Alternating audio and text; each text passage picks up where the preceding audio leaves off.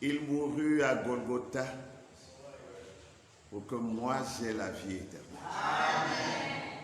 Et comme Dieu ne peut pas échouer, j'ai la vie éternelle. Amen. Amen. Parce que maintenant nous connaissons notre ennemi. Amen. Et nous savons quelles sont nos armes pour le battre. Ainsi dit le Seigneur. Et Frère Branham dit qu'avec cette arme, n'importe quel chrétien peut battre Satan à n'importe quel endroit et à n'importe quel moment. Amen. Amen. C'est une arme invincible. Et Satan le sait. Pourquoi il s'arrange toujours à nous distraire et à essayer de nous convaincre que non, avec cette arme-là, ça ne suffit pas. Il nous faut autre chose. Non, il ne nous faut pas autre chose. Il nous faut le ainsi dit le Seigneur. Que Dieu soit loué. Amen. Alléluia.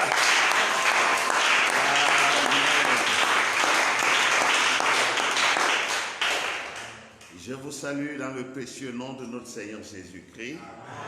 Et à tous, je souhaite la bienvenue dans sa maison ce soir. Nous saluons tous les bien-aimés qui nous suivent maintenant ou qui nous suivront plus tard dans les maisons, dans les bureaux, dans les voitures, partout où ils seront. Que le Seigneur les bénisse tous. Amen. Alléluia. Amen. Nous voulons incliner nos têtes pour un mot de prière. Bien-aimé Seigneur, notre Dieu et Père, tu nous as déjà enseigné que notre ennemi ne joue pas et il ne dort pas. Nous voulons vraiment, par ta grâce, être sérieux avec ce que nous faisons. Prendre Dieu au sérieux. Prendre sa parole au sérieux. Laisse que chacun de nous, alors que nous nous asseyerons dans la tranquillité, le calme de nos cœurs ce soir, s'ouvre entièrement à la parole, afin que, Seigneur, ce ne soit pas le discours humain qui nous convainque et que ce ne soit pas non plus la doctrine de notre Église ou de notre dénomination qui nous conditionne, mais que le grand enseignant, le Saint-Esprit, puisse descendre ce soir dans chaque cœur pour nous montrer l'exactitude de la vraie parole de Dieu. Tu nous as enseigné que tu ne changes pas. Tu ne changes ni dans ta pensée, ni dans ta manière d'agir. Ce que tu as fait, c'est ce que tu feras toujours. À cela, nous pouvons reconnaître comment tu travailles et nous pouvons te reconnaître dans chacune de tes actions pour que nous ne soyons pas séduits par l'ennemi qui, depuis le jardin d'Éden, a été l'animal la plus rusée des champs. Accorde-nous ce soir, Seigneur, que véritablement l'onction de Dieu descende en nous afin que nos cœurs soient bien préparés pour recevoir la parole du Seigneur. Amen. Véhicule-la toi-même et enseigne-nous quelle est la vérité de ta volonté. Nous te le demandons humblement, alors que nous prions au nom de ton Fils, notre Seigneur Jésus-Christ. Amen. Amen. Que le Seigneur vous bénisse. Amen. Amen. Avant que nous puissions lire la parole de Dieu, j'ai 2 ou 3 communiqués ici. Je voudrais d'abord communiquer que le pasteur Tilde Mambo vous salue il continue de solliciter nos prières. Le pasteur Tilde est encore malade, mais ça commence déjà à aller. Sa femme aussi, Dieu est en train de les soutenir, ils se relèvent progressivement. Il y a une triste nouvelle. Le corps de Christ a perdu un vaillant combattant, un homme de Dieu sérieux, un bon frère, le pasteur Benjamin Maillot n'est plus avec nous. Il a rendu l'âme, comme on dit, ce matin. Quels sont ceux qui connaissent le pasteur Maillot ici? Oui.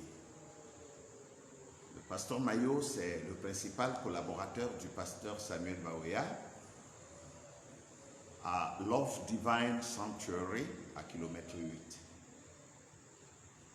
Vous savez, très souvent, quand le pasteur Baouya est invité, s'il n'est pas disponible, c'est le pasteur Maillot qui l'a toujours représenté, même ici, chez nous au tabernacle, ici.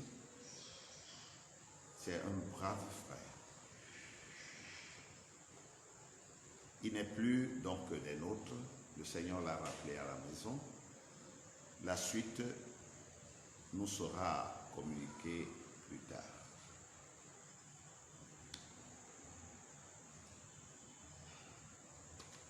Je rappelle à tous les ministres et à tout le staff que samedi matin, nous devons nous retrouver à 9 h pour les visites hebdomadaires. Que le Seigneur vous bénisse.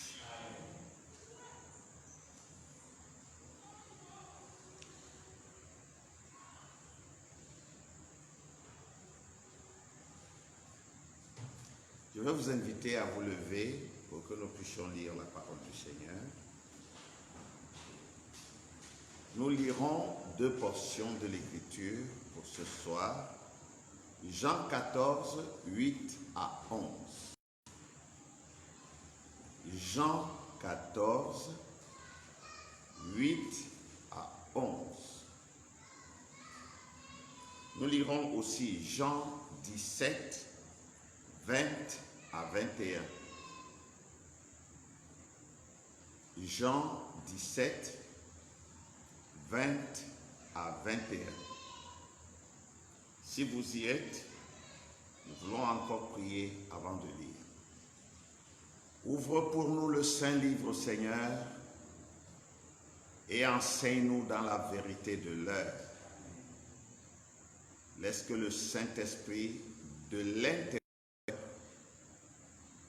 nous donne la signification de chaque chose et la foi pour y croire. Nous le demandons au nom du Seigneur Jésus-Christ. Amen. Amen. Jean chapitre 14, du 8e au 11e verset. Il est écrit, Philippe lui dit, Seigneur, montre-nous le Père, et cela suffit. Jésus lui dit, il y a si longtemps que je suis avec vous, et tu ne m'as pas connu, Philippe. Celui qui m'a vu a vu le Père. Comment dis-tu, montre-nous le Père? Ne crois-tu pas que je suis dans le Père et que le Père est en moi? Les paroles que je vous dis, je ne les dis pas de moi-même. Et le Père qui demeure en moi, c'est lui qui fait les œuvres. Croyez-moi, je suis dans le Père et le Père est en moi. Croyez du moins à cause des œuvres. Jean 17, du 20e au 21e verset. Ce n'est pas pour eux seulement que je prie, mais encore pour ceux qui croiront en moi par leur parole, afin que tous soient un. Comme toi, Père, tu es en moi, et comme je suis en toi, afin qu'eux aussi soient un en nous, pour que le monde croie que tu m'as envoyé. Amen. Amen. Veuillez vous asseoir, bien-aimés. Nous avons commencé une leçon dimanche. Dimanche, nous l'avons introduite. Notre sujet, c'est la divinité. Et nous avons dit que le sujet, quelques séances, bien entendu, nous n'avons pas la prétention de les ponger, mais nous voulons quand même tirer les grandes lignes pour essayer de faire comprendre aux enfants de Dieu que nous avons intérêt à connaître le Dieu que nous adorons. Parce que si nous manquons de le connaître, nous serons semblables aux idolâtres qui adorent la création plutôt que le Créateur.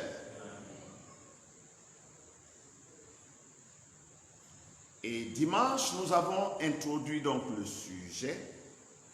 Et mardi, nous avons parlé ou commencé de parler de la relation dyadique, la relation binaire qui existe entre le Père et le Fils. Parce que nous avons vu qu'il y a des gens qui adorent trois dieux et qui prétendent adorer un seul Dieu en disant que dans ce seul Dieu, il y a trois personnes. Nous avons vu que s'il y a trois personnes, il y a trois personnalités, ce qui fait trois dieux. D'autres adorent deux dieux et ils pensent qu'ils adorent le seul et unique vrai Dieu. Parce qu'ils disent que dans la divinité, il y a le Père et le Fils. Ça veut dire que le Père est Dieu et le Fils est Dieu. Tous les deux sont un et tous les deux sont dans la divinité. D'autres sont des unitaires. Ils adorent un seul Dieu et ils disent que le Père et le Fils sont comme votre doigt de la main. Et en lisant le prophète, nous avons vu clairement que tous ont tort. Écoute, ô Israël, le Seigneur notre Dieu est l'unique Seigneur.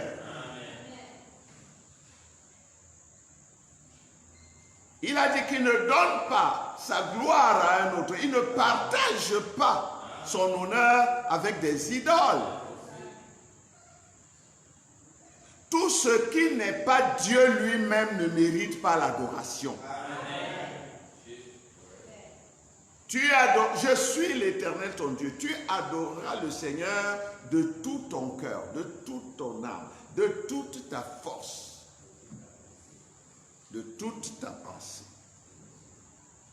Et il dit, tu ne te feras point d'idole, ni des choses qui sont en haut dans le ciel, par exemple les anges, les archanges, etc., ni des choses qui sont sur la terre, les hommes, les animaux, les choses, même les inanimés, ni les choses qui sont plus bas que la terre, les mauvais esprits, les démons, etc. Je suis l'Éternel, c'est là mon nom. Je ne change pas.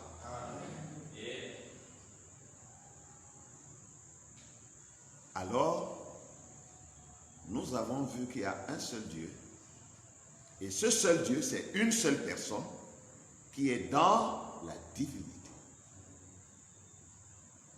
Mais nous avons lu ce passage que nous venons de lire.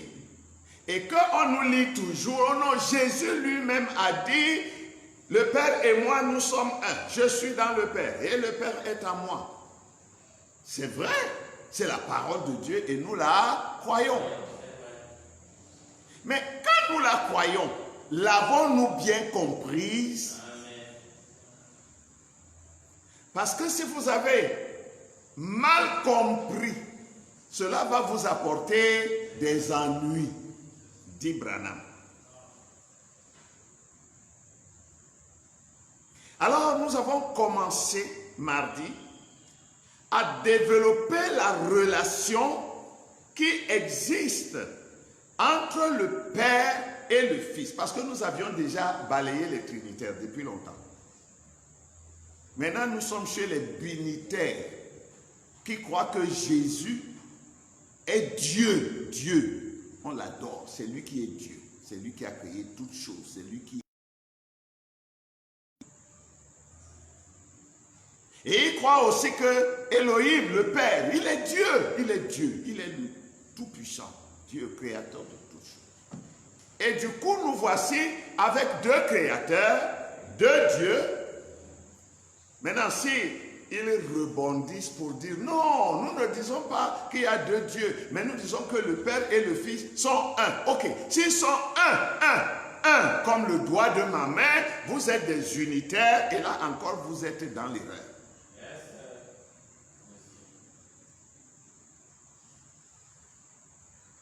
Nous avons donc commencé à voir comment le Père et le Fils sont un.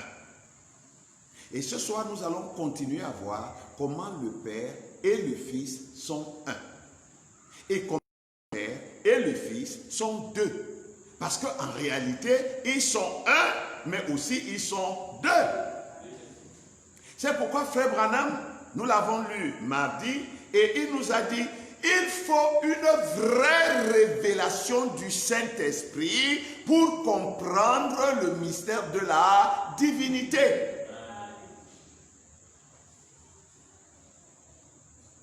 Il y a des gens, je dis même dans les rangs du message, qui disent Jésus-Christ est mon Dieu. Mais ils ne savent même pas de quel Jésus il s'agit. Mais Jésus, quel Jésus? Mais Jésus, le Seigneur Jésus. Le Seigneur Jésus. Quand ils disent le Seigneur Jésus, ils pensent à l'homme, à la chair, au corps, l'homme de Nazareth. Non, ce n'est pas lui qui est notre Dieu. Mais nous le reconnaissons comme notre Dieu parce que notre Dieu est en lui. Parce que ce Dieu qui est notre vrai Dieu, il est aussi son vrai Dieu.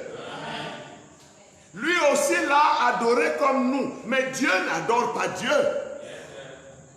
Dieu se fait adorer. Et si Jésus se faisait adorer, il serait un usurpateur, une idole, donc un faux Dieu. Non, Jésus a toujours présenté le Père comme étant le vrai Dieu. Et lui comme son représentant. C'est pourquoi l'apôtre Paul nous dira qu'il est l'image et l'empreinte du Dieu invisible. Nous avons vu que tout ce qui est visible ne peut pas être Dieu. Tout ce que vous pouvez voir ou toucher ne peut pas être Dieu. Ça peut représenter Dieu, mais ça ne peut pas être Dieu lui-même. Alors nous disons que c'est un masque que Dieu a utilisé pour se manifester. Lorsque Dieu, pour la première fois, a été vu des êtres humains, il était dans un corps semblable à un corps d'homme. C'est ce corps qu'on appelle Melchisédek. Nous allons y revenir quand nous serons dans la création. Il y a beaucoup de choses dans lesquelles j'évite de pénétrer parce que nous allons revenir sur ces choses et parler de la création. Et même dans la création, nous allons toucher encore la divinité. Donc j'évite vraiment d'aller en profondeur dans certains points. Et c'est ce Dieu, quand il s'est manifesté à Israël, quand il a sorti Israël en tant que peuple d'Égypte pour aller en faire une nation, une église, Dieu s'est manifesté à Israël sous la forme d'une colonne de feu. Mais la colonne de feu n'était pas Dieu. Mais la colonne de feu était le tabernacle de Dieu au ciel. C'est pourquoi quand les enfants d'Israël voyaient la colonne de feu, ils savaient que Dieu était là.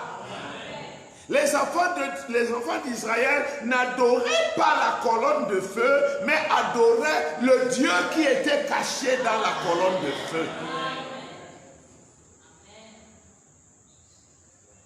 Parce que les enfants d'Israël ne pouvaient pas avoir le grand esprit Elohim, Dieu, et avoir encore le corps de lumière, colonne de feu, Dieu.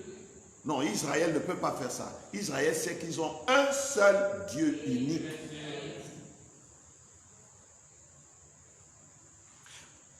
Pour que nous puissions donc entrer dans l'unité, pas l'unicité. Dieu est unique, c'est ça qu'on appelle l'unicité. Mais dans la relation unie du Père et du Fils, dans cette unité, et même nous allons toucher le Saint-Esprit, nous commencerons par dire ceci. Imaginez-vous un vide total, il n'y a rien. À l'intérieur de ce vide, il y a un grand esprit éternel qui remplit tous les espaces. Il est unique. Il n'y a rien, ni personne avec lui. Maintenant, cet esprit veut entrer dans l'exécution de son programme de la rédemption. Il commence par se dédoubler. Nous disons toutes ces choses, même quand Frère Branham dit une portion de Dieu est sortie de Dieu, ce n'est pas que Dieu s'est divisé. Le langage humain est pauvre et faible. Il ne peut donc pas rendre ces choses exactement comme Dieu les a faites. Mais pour que nous puissions avoir une idée, alors Frère Branham dit que une portion de Dieu est sortie de Dieu. Donc imaginez-vous ce grand Dieu. Il se dédouble, c'est-à-dire il devient deux. Un grand qui remplit partout et un petit lui-même qui se tient à côté. Je dis, imaginez-vous comme ça. Maintenant, Dieu était en train de faire son grand voyage vers la terre pour devenir un être humain.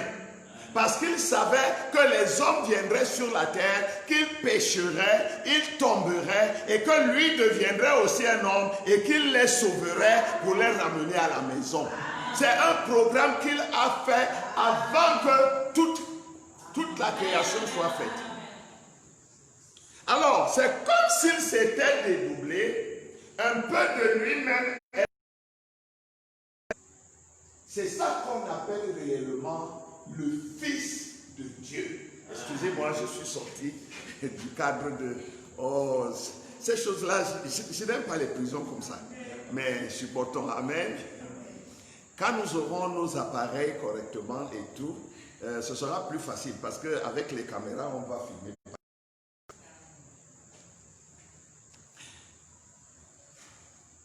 C'est cette chose qui est sortie de Dieu.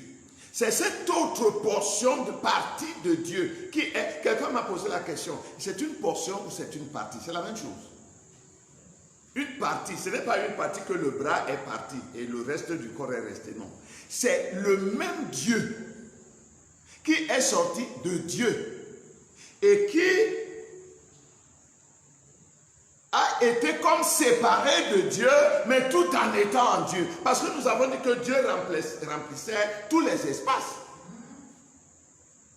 Prenez par exemple une petite idée. Prenez la fumée. La fumée est pleine dans un vase. Un vase transparent, c'est plein de fumée.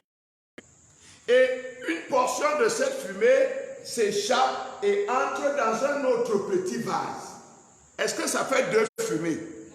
C'est la même fumée. Sauf qu'une portion a fait comme si elle s'écartait du gros lot. À peu près comme ça. Alors, quand Dieu, cette portion, a laissé cette portion de Dieu faire comme si elle s'échappait ou comme si elle s'éloignait, Dieu lui a doté d'un, doté d'un corps. Et ce corps, c'était un corps spirituel. Notez que Dieu lui-même n'avait pas de corps. Notez que son fils, c'est-à-dire cette portion de lui qui est sortie, n'avait pas non plus de corps. Donc c'était seulement l'esprit. Une portion de l'esprit est sortie de ce grand esprit. Et c'est à cette portion que Dieu a donné, à cette portion de lui-même, que Dieu a donné un corps de lumière que nous appelons aujourd'hui la colonne de feu. Maintenant, cette petite portion de Dieu est entrée dans cet autre vase. Et ensuite, Dieu lui-même vient, il entre dans cette petite portion, dans ce vase. Ce qui fait que la grande portion de fumée qui était ici et la petite portion de fumée qui est là-bas, les deux redeviennent toujours la même fumée. Vous êtes avec moi? Suivez vraiment attentivement. Et vous qui nous suivez en ligne, suivez attentivement. Ça ne fait pas deux fumées. Ça fait une seule fumée. Quand vous êtes à la cuisine, où il y a la fumée s'échappe par la fenêtre. Mais cette fumée qui s'échappe par la fenêtre ne fait pas une deuxième fumée. C'est la même fumée qui est dedans qui sort aussi dehors. Maintenant, si toute la fumée qui est dedans sort et se mélange avec l'autre petite fumée qui était dehors, est-ce que ça va faire deux fumées? Ça fait toujours une seule fumée, c'est la même fumée. Maintenant, ce qui va s'ajouter, c'est le corps, le vase dans lequel cette fumée a été concentrée. C'est ce vase-là qui est le corps de la fumée. Donc vous avez la grande portion de fumée et la petite portion de fumée qui ne font qu'une seule fumée. Voilà le Père et le Fils qui sont parfaitement un. Est-ce que vous comprenez ça? La grande quantité de fumée et la petite quantité de fumée qui s'est échappée, nouveau, et ça ne fait jamais que la même fumée. Imaginez ça comme ça. Parce que je dis, aucune description ne peut rendre la chose de façon parfaite. Mais nous utilisons un langage humain pour essayer de rendre ces choses claires pour nous. Maintenant, nous voyons que dans cette fumée-là, ou plutôt dans ce vase-là, il y a la grande portion de fumée qui était encore restée dans la maison, la petite portion de fumée, et il y a aussi le vase qui les contient. Le Père et le Fils sont parfaitement un. il n'y aura pas de différence entre la fumée qui était encore dans la maison et la fumée qui était sortie. C'est une seule et même fumée. Le Père et le Fils sont un. Parce que Dieu, Elohim, est esprit, et la parole qui est sortie de sa bouche, qui est le Fils de Dieu, est esprit. Maintenant, le corps qu'il a pris n'est pas esprit, mais c'est un corps spirituel. Parce que c'est quand même un corps. Ce corps-là a eu un commencement. Mais la petite portion de fumée, c'est-à-dire le logos qui est sorti de Dieu, n'a pas de commencement, puisque c'est le même Dieu quand même. Lui n'a pas de commencement. Donc c'est Dieu lui-même se représentant sous une autre forme. Maintenant, quand ils ont pris place dans un corps, ce corps est un corps spirituel qui contient l'Esprit éternel. Parce que Dieu est en train de descendre. Après, Dieu va prendre un autre corps qui est semblable à un corps humain. Je vais vous dire quelque chose. La colonne de feu que nous voyons ici a la forme d'un être humain. C'est un homme. Mais c'est l'éclat de sa lumière qui fait que il y a tellement... C'est comme les lampes. Regardez une lampe. Dans les lampes, il y a... si nous prenons des lampes, des lampes incandescentes. Une lampe qui brille beaucoup, mais qui est incandescente. Il y a des fidèles. Voilà, c'est lui, Melchisédek. L'homme qui est dans cette lumière, ce corps de lumière-là. C'est lui, Melchisédek. Nous allons le retrouver plus tard. Il devient une chair humaine, Jésus. Mais nous allons encore le retrouver plus tard dans ce corps de lumière et il s'appelle toujours Jésus. Souvenez-vous de Paul sur le chemin de Damas. Quand il lui dit, Paul, pourquoi me persécutes-tu? Il dit, mais Seigneur, qui es-tu que je persécute? L'attribut de la plénitude de la divinité. C'est un attribut. C'est un élément que Dieu utilise pour faire quelque chose. C'est un attribut. Maintenant, quand nous disons, parce que cette colonne de feu, on l'appelle aussi le Fils de Dieu. Pourquoi? Parce que le Fils de Dieu est à l'intérieur. Dieu n'a jamais donné naissance à une colonne de feu. Dieu a créé la colonne de feu. Mais le Logos, Dieu ne l'a pas fabriqué. Il ne l'a pas créé en réalité. Il l'a exprimé. Parce que la colonne de feu, je veux dire, le Logos était toujours en lui. C'était toujours lui-même. C'est pourquoi ne soyez pas surpris. En lisant le message, vous allez voir Frère Branham appelle le Logos le Fils de Dieu. Ailleurs, il va l'appeler le Père.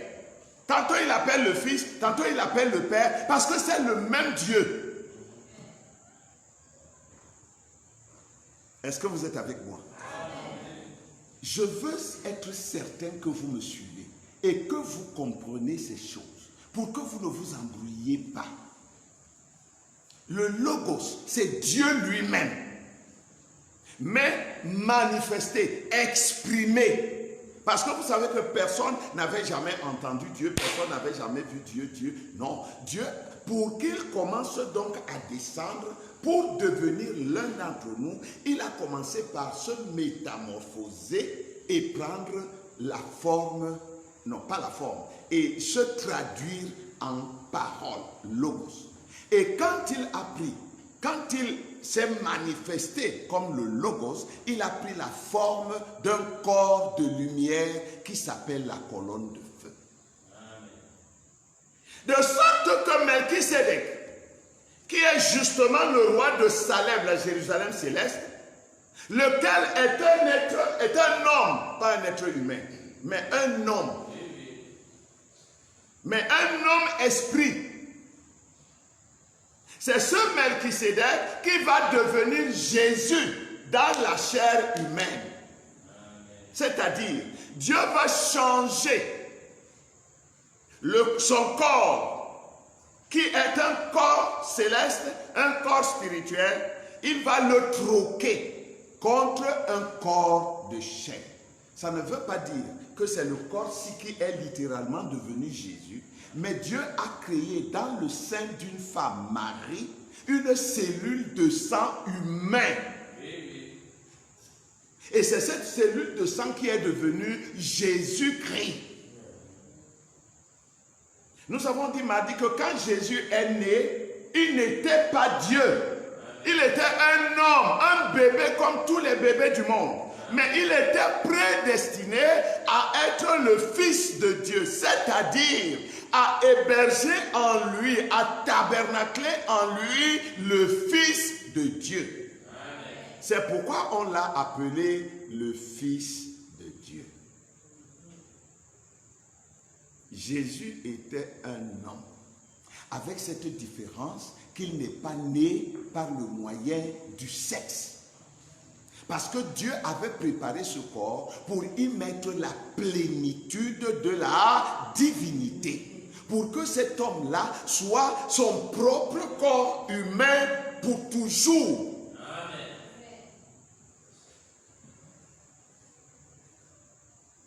Donc, quand on dit de la couronne de feu, ou de Jésus, ou plus tard de l'épouse, que Jésus, par exemple, est Dieu, c'est vrai, mais ce n'est pas aussi vrai. Nous avons lu beaucoup de citations mardi. Frère Branham dit Jésus n'était pas Dieu, mais Jésus était Dieu. Jésus n'était pas la parole, mais Jésus était la parole. Nous ne sommes pas la parole, mais nous sommes la parole. Maintenant, il faut entrer dans les méandres de ces paroles et en sortir la vraie vérité. Sinon, on s'embrouille et on adore ce qui ne doit pas être adoré.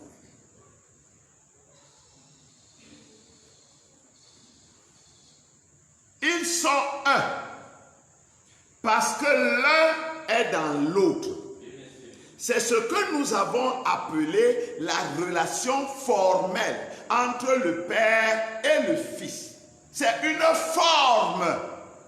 Dans la forme, ils sont un.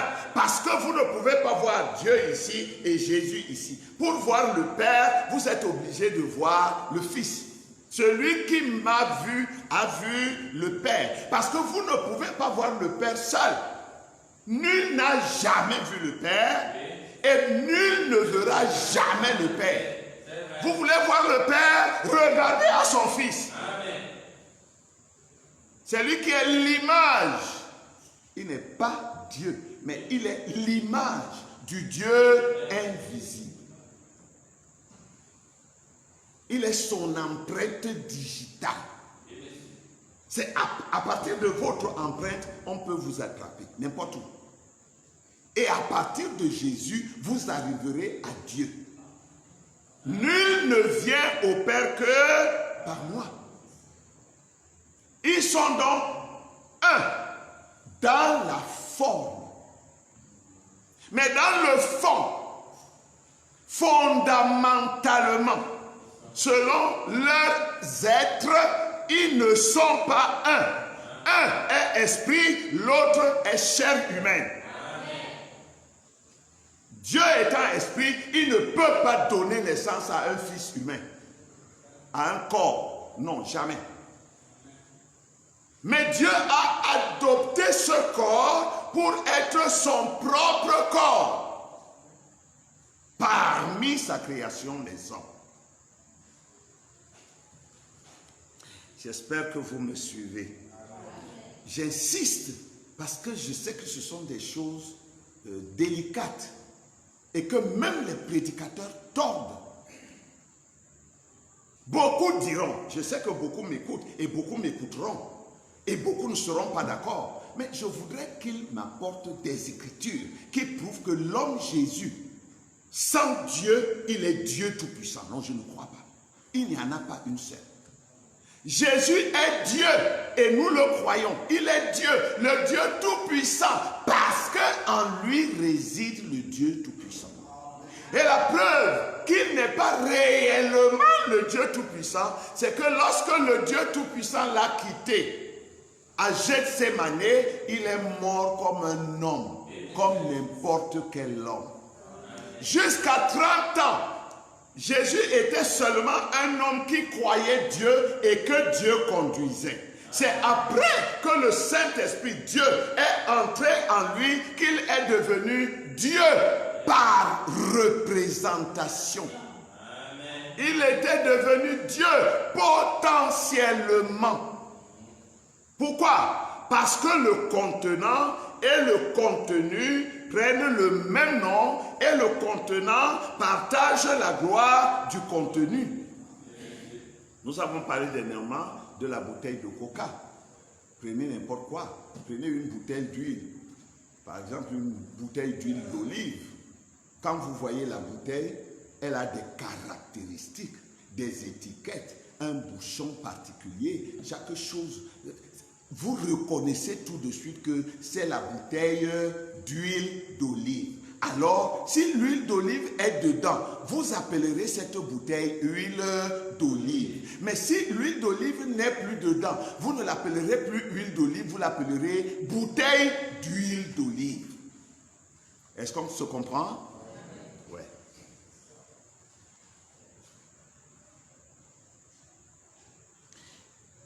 Maintenant, mes frères, voilà comment ils sont un et voilà comment ils sont deux.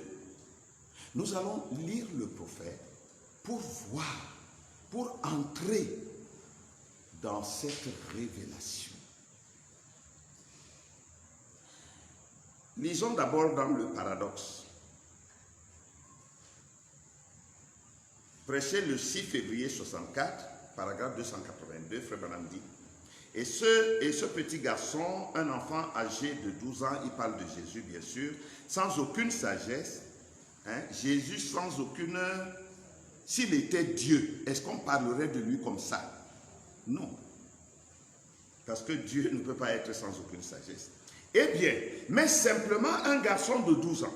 Le Père n'habitait pas en lui en ce temps-là. Parce qu'il est venu, le Père, il est venu le jour où il l'a baptisé. Le jour où il l'a baptisé du Saint-Esprit. C'est ce jour-là que le Père est venu entrer en lui. Avant ça, il n'était qu'un homme. Point. Un homme, point. Dans Élisée le prophète, prêché le 2 octobre 56 au paragraphe 21, Frère Branham dit: Et Jésus, le baptême qu'il avait était le baptême du Saint-Esprit. C'est le même baptême que toi et moi, nous avons reçu. Et le jour où vous avez reçu ce baptême, si vous l'avez réellement reçu, alors vous êtes devenu le temple de Dieu, le temple du Saint-Esprit. C'est ce que l'apôtre Paul nous dit dans le livre des Romains. Ne savez-vous pas que vous tous qui avez été baptisés dans l'Esprit de Christ, dans le Saint-Esprit, vous êtes devenus le temple du Saint-Esprit? Or, le Saint-Esprit, c'est quoi? C'est Dieu. Amen. Celui qui reçoit le vrai baptême du Saint-Esprit a reçu le Père, le Fils et le Saint-Esprit. Parce que vous ne pouvez pas recevoir l'un sans recevoir l'autre. Si vous avez l'un des attributs, alors vous avez les trois attributs. La différence va donc venir, n'est-ce pas, de la mesure du Saint-Esprit que vous allez recevoir, c'est-à-dire la mesure de l'autorité que vous aurez dans le Saint-Esprit. C'est pourquoi la Bible dit que Jésus a tout reçu. Tout a été créé pour lui et par lui. Parce que le Père, quand il s'est engouffré en lui, ce n'est pas comme les gens pensent que Dieu a créé le Fils et le Fils a continué la création du Père. Non. Le Père a créé, c'est-à-dire, comprenez bien, manifesté le Fils, parce que créer, quand même dans le sens propre, c'est amené à l'existence à partir de rien. Mais le Fils n'est pas venu à l'existence à partir de rien. Le Fils est venu à l'existence à partir du Père. Alors, les gens pensent que le Père a créé le Fils et le Fils a continué la création. Parce que Jean chapitre 1 dit, toutes choses ont été faites par elle. Et rien de ce qui a été fait n'a été fait sans elle. Elle, la parole. Bien entendu, c'est la vérité. Mais le Père lui-même est entré dans le Fils et il a continué sa création. Amen. Il était à la fois le Père et le Fils. C'était la même personne. Mais deux titres différents. Dans le lever du soleil, prêché le 18 avril 65, paragraphe 241, Frère Branham, il dit, quand Dieu abaissa le regard sur le corps, l'esprit le quitta au jardin de Gethsémane, il devait mourir homme.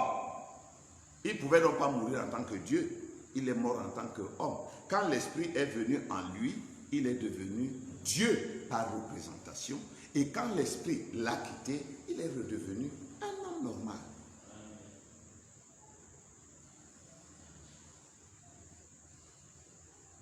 Dans le message Les dons, les dons prêchés le 7 décembre 56, au paragraphe 29, Frère Branham dit, eh bien maintenant en Christ habitait la plénitude de la divinité corporellement. Il avait en lui tout l'esprit de Dieu. Moi et mon Père, nous sommes un. Souvenez-vous que c'est le Saint-Esprit qui était son Père. C'est ce que la Bible dit. Et souvenez-vous que c'est Dieu qui était son Père. C'est ce que la Bible dit. Ça ne fait pas deux pères, mais ça fait une même personne qui était son Père. Donc, Elohim et le Logos étaient une seule et même personne en lui. Moi et le Père, nous sommes un, a dit Jésus. C'est pour cette raison que les gens ne pouvaient pas le comprendre. Quelquefois, il disait quelque chose. Et c'était comme s'il revenait et disait quelque chose de différent. C'était lui qui parlait, lui, Jésus, l'homme qui parlait. Ensuite, c'était le Père qui parlait. Jésus était un homme qui avait une âme comme toi et moi. Jésus était un homme qui avait son propre esprit comme toi et moi. Maintenant, quand le Père est venu en lui, son esprit s'est totalement soumis à l'esprit du Père. Et son âme est devenue la parole du Père. Son âme est devenue le Logos du Père. Mais il était d'abord un homme, ayant une âme, ayant un esprit, ayant un corps, comme toi et moi. Sauf que Dieu l'a préservé pour qu'il ne péchât pas. Parce que Dieu avait une mission pour lui. Dans la pièce théâtrale, Dieu avait prévu qu'il y aurait sur la terre un homme qui ne pécherait pas et par qui il sauverait ceux qui avaient péché. C'est un rôle.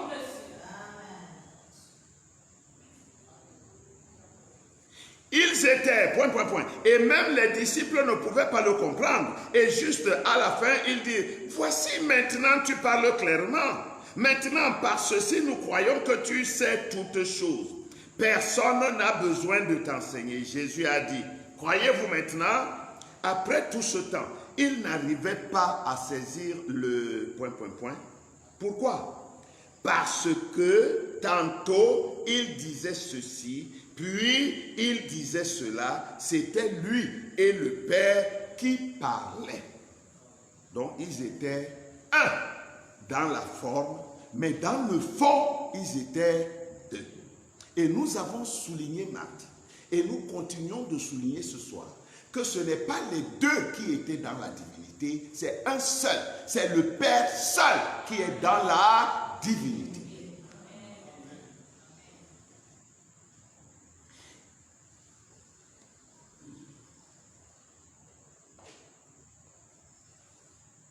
Je vais lire dans La Sauterelle, le Gélec, le Asile et le Gazan, prêché le 23 août 1959. Paragraphe 140. Et quand il le fit, il créa, couvrit de son ombre une petite vierge du nom de Marie. Jéhovah Dieu le fit. Et il créa dans son sein une cellule de sang. Cette cellule de sang développa des cellules et devint un homme, lequel était Jésus-Christ. Le Dieu Tout-Puissant, le Père, demeura en lui. Le jour de son baptême, quand il reçut le Saint-Esprit, le jour où Jean le baptisa, Jean a dit, voici, j'ai vu l'Esprit de Dieu comme une colombe descendre du ciel, et une voix avait dit, celui-ci est mon Fils bien-aimé en qui j'ai pris plaisir à demeurer. Jésus a dit que Dieu était en lui. Moi et mon Père, nous sommes un. Mon Père demeure en moi. Écoutez, non pas que Jésus était un avec Dieu. Vous me suivez? Non pas que Jésus était un comme ça, avec Dieu, mais Dieu était en Christ, se réconciliant lui-même avec le monde. Voilà comment le Père et le Fils sont un. Voilà comment le jus de coca et la bouteille sont un.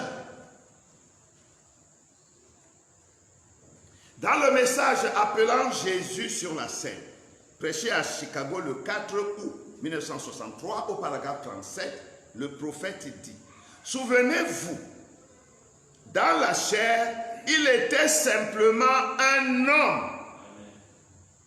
Le corps, l'homme, l'extérieur était un homme, simplement un homme.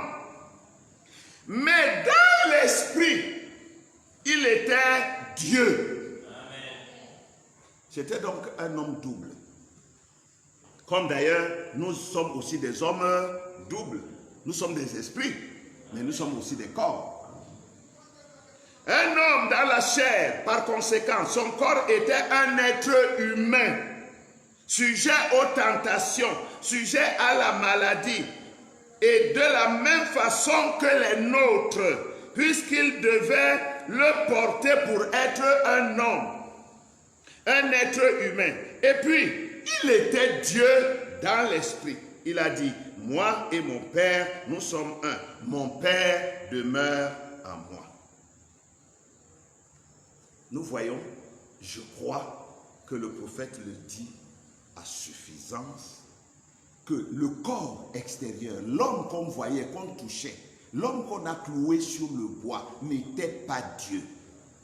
Mais il était le corps d'élection de Dieu pour que Dieu se manifestât lui-même. Donc ce corps n'est pas notre Dieu.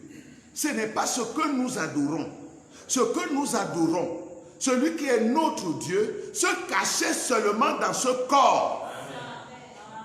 Supposez que je me cache derrière la chair. Ma voix sortira de la chair. Mais la chair ne sera pas moi. La chair est en bois. Moi, je ne suis pas en bois. Je suis un être humain. J'ai de l'intelligence, je vois, je parle, j'entends et tout. Mais la chair n'est pas tout ça. Ce n'est qu'un meuble. Maintenant, si je me cache dans cette chair et je vous parle, vous croirez encore ce que je suis en train de vous dire. Mais vous regarderez la chair. Parce que c'est de là que sortira la voix. La preuve, quand nous écoutons les sermons du prophète par les bandes, nous avons devant nous un téléviseur. C'est de là que sort la voix. Et nous regardons le téléviseur. Nous sommes attentifs à ce que dit le téléviseur. Mais nous savons que ce n'est pas le téléviseur qui est notre prophète. C'est la voix qui est à l'intérieur qui est notre prophète. Qui dites-vous que c'est? Le 27 décembre 1964, paragraphe 138. Alors, comment un homme peut-il dire qu'il est un chrétien et rempli du Saint-Esprit et refuser que cette parole est la même hier, aujourd'hui et pour toujours? Le Saint-Esprit en vous ponctuerait chaque parole. Chaque parole. Amen. Amen. Amen. Quand la parole, vous et la parole, vous êtes... Ça veut dire que vous êtes là. Mais est-ce que vous êtes la parole? Si vous êtes la parole, vous ne tombez pas malade, vous ne mangez pas, vous ne mourrez pas. La parole ne souffre pas, la parole n'est pas malade. Mais vous êtes quand même la parole. Pourquoi? Parce que la parole est en vous. Elle demeure en vous. C'est ça qui fait de vous la parole. Donc vous êtes la parole par représentation. Mais vous n'êtes pas la parole elle-même. Vous et la parole êtes un. Dieu est en vous. Vous êtes son fils ou sa fille. Ce qui fait de vous un messie pour lui. La parole ouette vivant en vous. C'est cette même unité qui existait ou qui existe entre Jésus et le Père. C'est la même unité qui existe entre toi et Dieu si Dieu vit en toi. C'est cette même unité qui existe entre Dieu et son Église. Je viens de le dire, c'est la même unité. Parce que si nous faisons la différence, nous disons que, oh non, Jésus, lui, Dieu était en lui, lui, il était Dieu lui-même. Ça veut dire que vous aussi, vous êtes Dieu lui-même. Mais c'est vrai que vous êtes Dieu. Mais c'est vrai que vous n'êtes pas Dieu. Alors vous êtes des fils de Dieu. Mais vous n'êtes même pas les fils de Dieu. Vous êtes les fils de Dieu parce que le Fils de Dieu, la parole habite en vous. Dieu ne peut pas avoir des fils. Lui, il est esprit et nous, nous sommes chers. Ouais, il y a quelques années seulement quelques années, un homme bien fort. Hein? J'étais fort parce que j'ai même fait des arts martiaux. J'étais fort. J'étais robuste. J'étais résistant. Aujourd'hui, là, ça devient un problème pour moi. Tout simplement parce que je ne suis pas la parole. Je suis un être humain. Mais je suis quand même la parole. Parce que quand je dis au démon, quitte cet homme et va-t'en ailleurs, il s'en va. Alors je suis la parole. Je suis quand même Dieu. Parce que je suis fils de Dieu. Et je suis fils de Dieu. Parce que le Fils de Dieu, le Logos, habite en moi. Écoutez le prophète.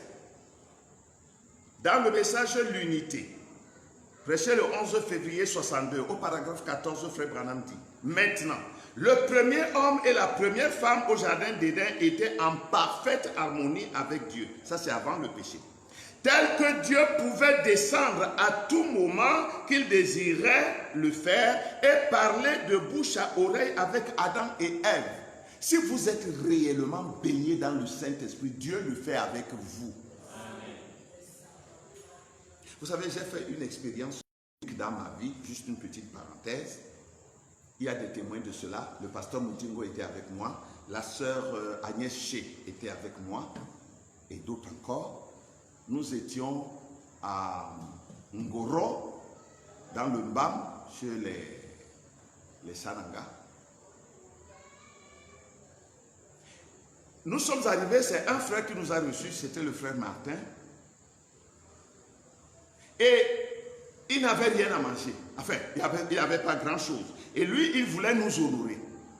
Alors, il a appelé un frère de son assemblée qui est un chasseur. Lui, le frère Martin, avait un fusil. Et il ne lui restait que 2 balles. Il a dit au frère, va te débrouiller. Peut-être que tu vas attraper quelque chose pour que nos invités puissent manger. Le matin, je me suis levé, je les ai trouvés qui causaient. Frère Martin m'essaie et ce frère. Je ne sais pas comment ça a commencé. Dieu est mon témoin, je suis derrière la chair et voici la parole de Dieu. J'ai dit à ce frère, tu vas aller en brousse. Tu vas voir un singe. La première balle que tu vas tirer, tu vas tuer le singe. Après avoir tué le singe, reviens ici avec la deuxième balle. Parce que même si tu fais comment, tu vas la perdre. Au lieu de la perdre, quand tu auras tué le singe, reviens ici. Frère, je vous assure, avec ma main sur mon cœur, je ne savais pas de quoi je parlais. Et la chose s'est accomplie exactement comme j'avais dit. Le frère a tiré, il a tué un singe. Mais il s'est entêté, il a dit, oh mais si je peux en tuer deux, tant mieux. Il a vu un autre singe. Et de ses propres paroles, celui-là était même plus proche et mieux placé. Il a tiré, il l'a raté. Il est revenu à la maison avec le singe, avec le fusil, mais il n'y avait plus de cartouches. Je lui ai dit, c'est ce que je t'avais dit. En réalité, je vous assure, je parlais sans réaliser ce que moi-même je disais. Mais ça veut dire que si Dieu est avec vous, quand vous parlez, Frère Branham l'a dit, ce n'est pas vous qui parlez, ce n'est plus vos paroles, c'est les paroles de Dieu au travers de votre bouche. Et si c'est ainsi, la chose ne peut pas s'accomplir. C'est simplement que nous sommes tellement distraits et occupés que réellement nous manquons de pénétrer dans les profondeurs de l'Esprit de Dieu. Mais c'est comme ça que Dieu a toujours agi avec ses enfants. Donc il dit, Dieu parlant de bouche à oreille avec Adam et Ève. Et ils étaient en si parfaite harmonie avec Dieu qu'ils étaient un avec Dieu. Dieu et sa famille étaient un. Dans Restitution de l'arbre de l'épouse, page 66, paragraphe 5, il y a beaucoup de traductions. Je donne les références de la mienne. Frère Branham dit, j'irai avec vous et vous serez une partie de moi. Vous serez mon épouse. Ma vie sera dans votre corps. Amen. Amen. Si vous videz le manguier de sa vie, vous mettez dans un corosolier, le corosolier va produire les mangues. Parce que ce n'est pas l'arbre même qui compte, mais la vie qui est à l'intérieur de l'arbre. De même qu'un homme et sa femme ne sont qu'une seule personne, vous et moi serons un. Est-ce que l'homme et la femme sont un? Hein? Si vous dites non, vous avez raison. Si vous dites oui, vous avez encore raison. Parce que l'homme et la femme sont un. Mais l'homme et la femme ne sont pas un. Me voici, je suis en train de prêcher. Où est ma femme? Elle n'est pas là parce que nous ne sommes pas un. Mais nous sommes quand même un. Amen. Oh, j'espère que tous les frères saisissent ce mystère. Ce jour-là, vous saurez que je suis dans le Père, que le Père est en moi, que je suis en vous et que vous êtes en moi. Je suis dans le Père parce que tous ceux qui sont de Dieu sont en Dieu. Et parce qu'il est entré en moi le jour où j'ai reçu le baptême du Saint-Esprit. Maintenant, moi je suis en vous. Est-ce que Jésus est en vous? Jésus peut entrer en vous? Non, non, Jésus n'est pas en nous. Mais c'est Jésus qui est en nous. Jésus, l'homme, le corps, ne peut pas entrer dans un autre corps. Mais Jésus, l'Esprit éternel qui est le Père, est en nous. Alléluia. Et nous sommes en lui parce que Dieu est celui qui nous prend, nous tous.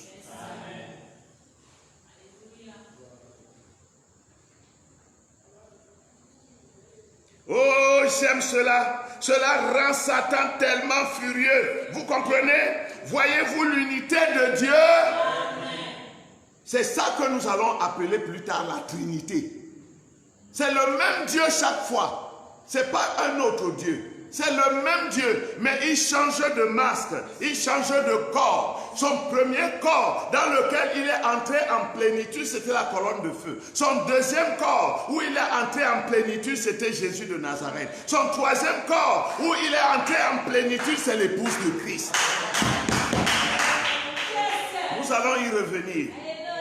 Ne croyez pas ces histoires de Branham, la plénitude de la divinité était en Branham. Ne croyez pas ça.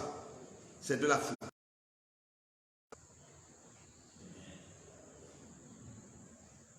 Tous ce que Dieu était,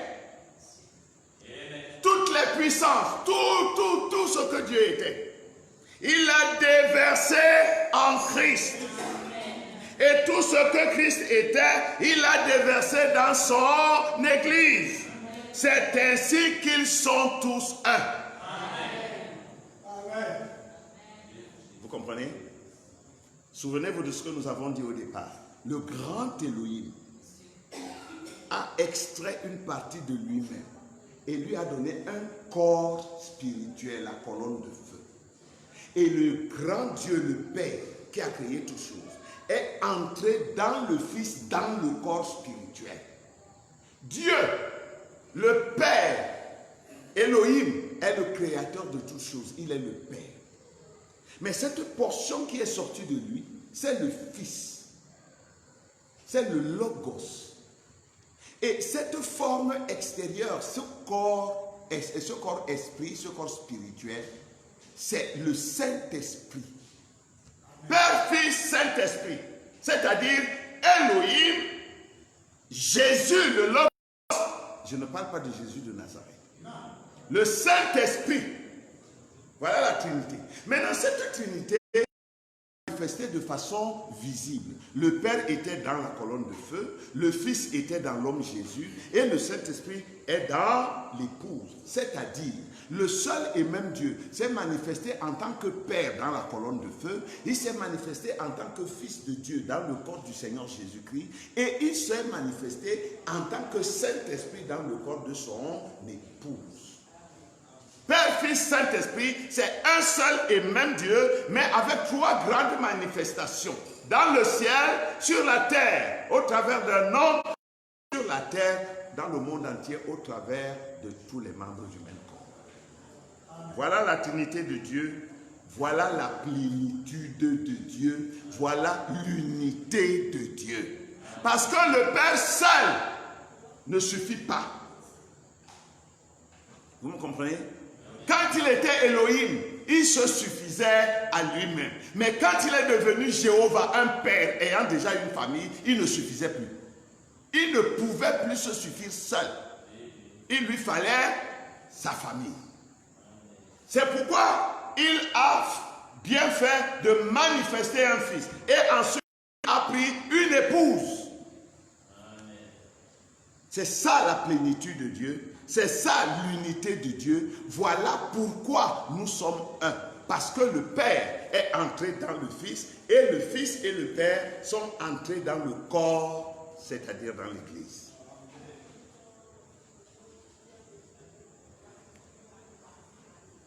Maintenant, nous allons voir comment aussi ils sont deux. Amen. Nous allons voir comment ils sont deux.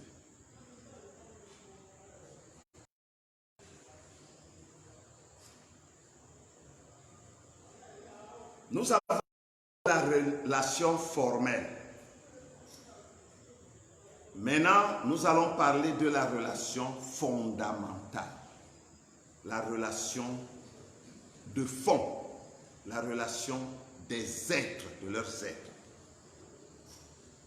C'est ce que nous avons appelé la relation dyadique. Nous avons expliqué la dyade, que c'est un ensemble de deux personnes ou de choses, ou de deux idées. C'est ce qu'on appelle encore la dualité. À ne pas confondre avec le dualisme. Le dualisme, c'est l'opposition de deux choses qui sont ensemble. Deux choses sont ensemble, mais s'opposent, se combattent l'une l'autre.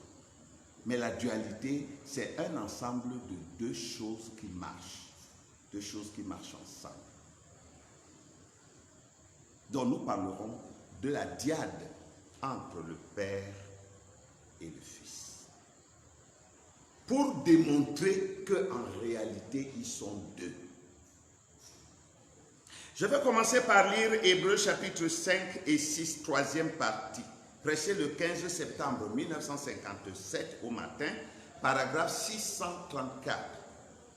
Melchisédek était roi de Salem, roi de Jérusalem, ce qui veut dire roi de paix. Il n'avait ni père, ni mère, ni commencement de jour, ni fin de vie. Jésus a un père et une mère, et un commencement de jour et une fin de vie. Mais il a été fait selon l'ordre de Melchisédek, lequel n'avait ni commencement de jour, ni fin de vie. Jésus a été fait à l'image de Melchisédek, lequel Melchisédek est Dieu lui-même, sous la forme d'un être humain. Dans Hébreux chapitre 7, première partie, paragraphe 27, le prophète dit, bon, Jésus a été rendu semblable à lui. Est-ce que Jésus est lui? Non, Jésus a été rendu semblable à lui. N'oubliez pas que lorsque nous avons lu, je crois que c'était mardi, c'est pourquoi cette sainte chose sera appelée fils du Dieu très haut. Sera appelé, ce n'est pas que c'est exactement ça, mais ce sera appelé. Maintenant, ce qui fait qu'il existe une différence entre Dieu et Jésus, vous êtes avec moi? Il existe une différence entre Dieu et Jésus. Et ce qui le fait, écoutez frère Branham, c'est que Jésus a eu un commencement. Dieu n'a point eu de commencement. Melchisédek n'a point eu de commencement. Mais Jésus a eu un commencement. Mais Jésus a été rendu semblable à lui, un prêtre qui demeure à perpétuité. Hébreux chapitre 7, deuxième partie, paragraphe 306. Et ce Melchisédek n'était pas Jésus. Dites Amen. Ce n'est pas moi qui dis, hein, c'est Branham. Ce Melchisédek n'était pas Jésus. Car il était Dieu. Vous avez compris ça? Ce Melchisédek n'était pas Jésus. Parce que Melchisédek était Dieu. C'est un esprit.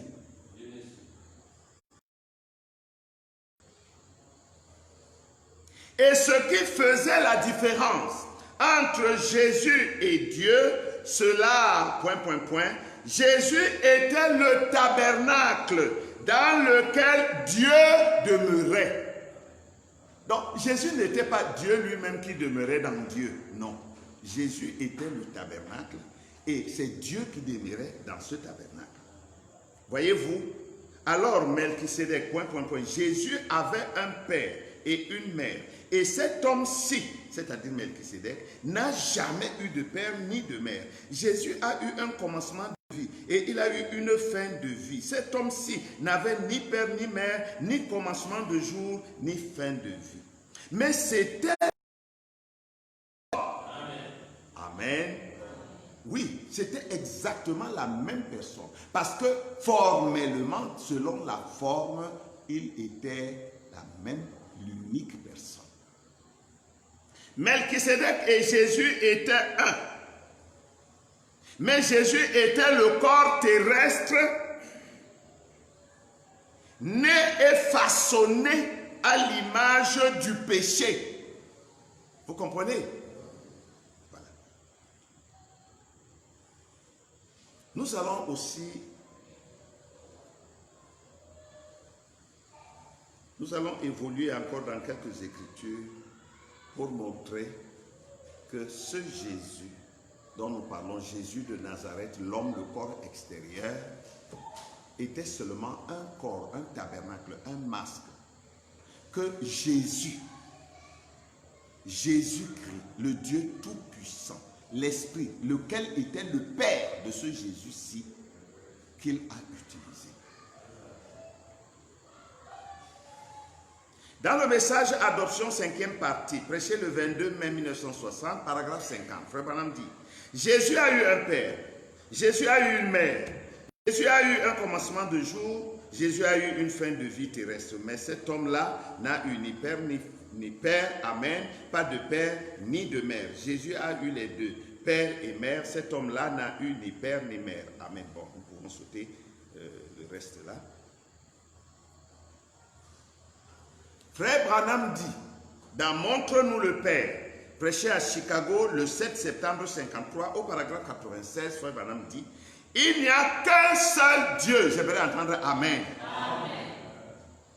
Il n'y a qu'un seul Dieu.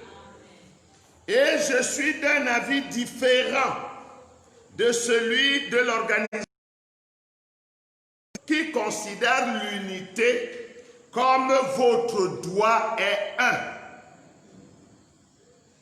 C'est faux, dit Branham. Absolument faux, dit le prophète. Jésus ne pouvait pas avoir été son propre père. Et si Dieu est un homme, alors Jésus était né d'un désir sexuel et non d'une naissance virginale. Cela règle toute la chose, vous voyez. Un, comme votre doigt est un, quoi donc? Alors, il était son propre papa. Comment l'aurait-il été? C'est faux. Il avait un père, Jésus en avait un. Le Père, Dieu, je veux dire Dieu, l'Esprit éternel, et Jésus de Nazareth n'étaient pas un comme ça, comme le doigt de la main. Ils étaient comme vous là, vous êtes assis là. Il y a un corps extérieur, mais à l'intérieur, il y a un homme esprit. C'est cet homme esprit qui est important. Cet homme extérieur n'est pas aussi important. Il a sa place. Il a ses honneurs. La preuve, c'est que nous l'habillons, nous le lavons, nous lui donnons tous les soins qu'il faut. Oui, c'est vrai, nous devons le faire pour qu'il soit en bonne santé. Mais le plus important, c'est l'homme intérieur. L'homme intérieur.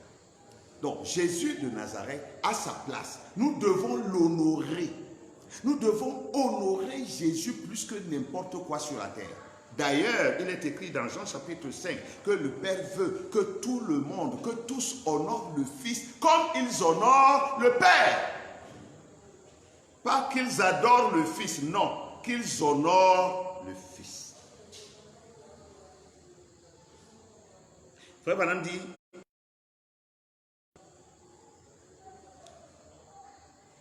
il dit que ça c'est faux. Cette théorie de l'unité est fausse.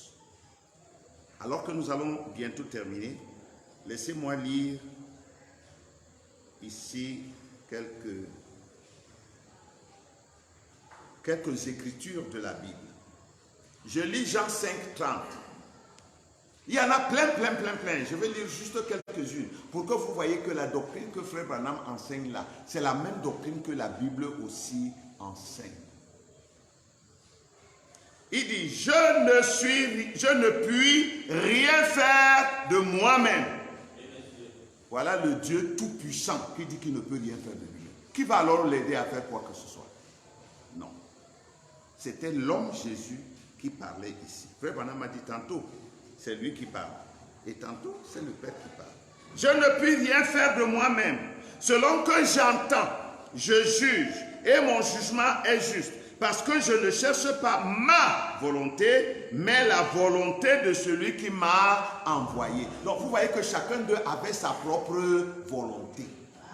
Jésus avait sa volonté. Le Père aussi avait sa volonté. Mais Jésus avait appris pendant les 30 ans qu'il a passé à soumettre totalement sa volonté à celle du Père. C'est pourquoi à Gethsémane, il va dire, non pas selon ma... Quoique j'ai ma volonté, j'aurais bien voulu que ça passe loin de moi, mais que seule ta volonté soit faite. Marc 13, 32. Pour ce qui est du jour ou de l'heure, personne ne le sait, ni les anges dans le ciel, ni le Fils, mais le Père seul. Jésus ne connaissait pas toutes choses. Il n'était pas omniscient. Quand je dis Jésus ici, c'est l'homme, le corps. Acte 1,7. Il leur répondit, ce n'est pas à vous de connaître les temps ou les moments que le Père a fixés de sa propre autorité, pour confirmer ce que nous venons de lire, que même le Fils ne sait pas. Frère Branham dit dans le message « Obéis à la voix de l'ange », prêché le 13 juillet 1950, au paragraphe 9, il dit « Eh bien, nous sommes en ce jour, nous sommes dans les derniers jours. À quand la fin? Je ne le sais pas. Personne ne le sait, pas même les anges ou le Fils de Dieu. Seul le Père le sait. » C'est clair pour chacun? Amen. Dans Jean 14, 28, il est écrit: vous avez entendu que je vous ai dit, je m'en vais et je reviens vers vous. Si vous m'aimiez, vous vous réjouiriez de ce que je vais au Père, car le Père est plus grand que moi. Y a-t-il dans la divinité un grand Dieu tout-puissant et un petit Dieu accolé à lui? Non, monsieur. Nous ne sommes pas des athées ou des idolâtres.